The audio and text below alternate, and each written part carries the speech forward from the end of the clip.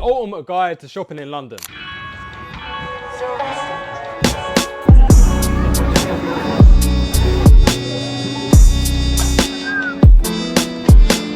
Whether you're into streetwear, design, or even dressed like this, I suggest you watch the full video because there's definitely going to be something for you. But enough yapping, let's get into it. Starting off in Soho.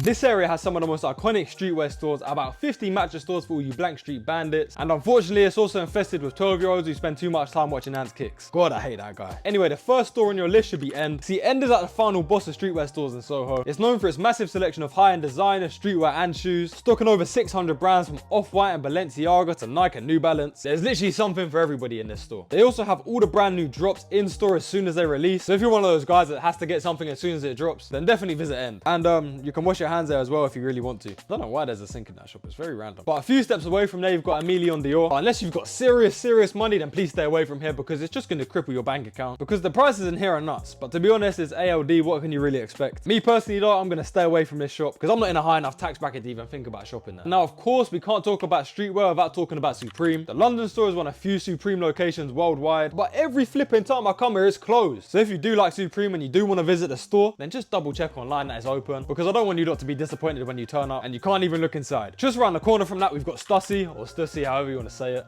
Flipping nerds. Stussy has been a streetwear staple since the 80s, but recently I've only seen it being worn by 12-year-olds from Surrey. However, if you are still a fan of the brand, then be prepared to wait in a long ass queue. Every time I go there, the queue just seems to get longer. And me personally, I'm not waiting in that. I've heard the store is nice inside though. But next up, we got Lids, and this is a lot more up my street. Whether you got an XP to pull off a fitted, or you just want to hide that receding hairline, Lids has got it covered. Literally. Haha, see what I did there? This store's got a massive selection of hats in all different shapes, with all of your favorite sports teams, along with custom embroidery services that allow you to make your hat a one piece, and that's just gonna give you maximum XP. Now, this next part is for all you sneakerheads.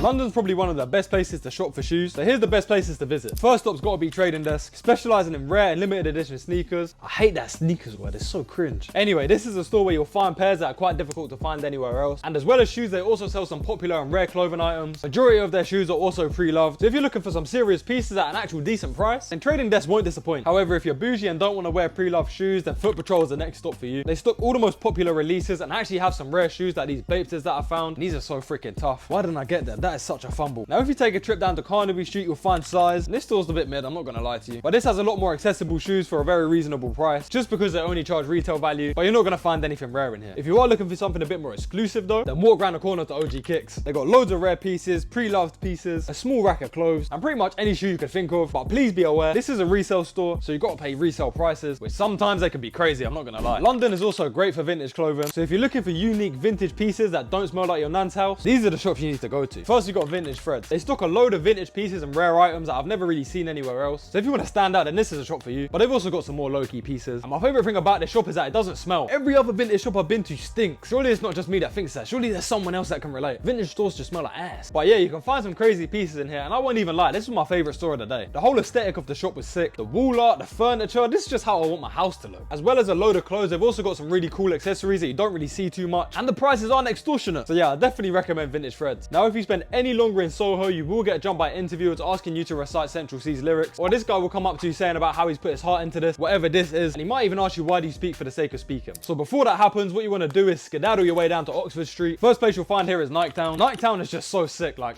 it's more than a store, it's an experience. Oh, that's so cringe. Why did I say that? But with multiple floors dedicated to Nike's latest and best releases, DJs playing some actually decent music, interactive spots, and places to make your own custom items, you can't not visit Niketown. Most of the time, I don't even buy anything. I just go in there to bust a 1-2 skank and skedaddle. Around the corner from there, we got Weekday, which offers a modern take on casual wear with a slight minimalist approach. Their pieces are just clean. That's the only way I can describe it. In my opinion, it's the best shop for essentials and like elevated basics, and just for the guys that don't want to do too much. And the best bit about it is it's kind of cheap. And the garments don't feel like they're made in a sweatshop, which is always a plus. Now, similar to that, but slightly worse in my opinion, we've got Zara and Friends. This is Zara, Bershka, H&M, Pull&Bear, just all the most popular high street fashion stores, and they're all within about 500 yards from each other. You literally just got to walk straight down Oxford Street and you're going to see all of them. And of course, now we're in Oxford Street, I've got to talk about Selfridges. It would be rude not to. Now, if you don't know what Selfridges is, then you must be living under a rock. I'd argue this is the best shop in the world. From luxury fashion and high street brands, to tech gadgets and gourmet foods, to fragrances and makeups, to keep the females happy, of course. Selfridges has it all. It's the perfect place for an all-in-one shopping experience. They stock all of your luxury designers, your Louis Vuittons,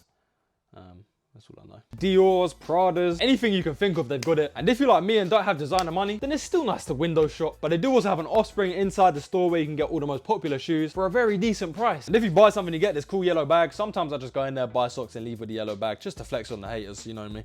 Sometimes I yap too much. And now finally, we've got Uniqlo. I usually stop here last and grab my essentials. The Uniqlo Airism tee is probably the most popular t-shirt in the world. And it's understandable, especially in winter because they keep you very warm, which is why I avoid them in summer. So I'm not trying to smell musty. Anyway, I'm waffling. This is not a Uniqlo Airism review, but if you want wardrobe essentials, then go here. But that's all the stores I recommend you visit while you're in London. If you think I've missed any, be sure to let me know. But for now, make sure you're following so you're not dressing like a bum. And that's the video done. Love.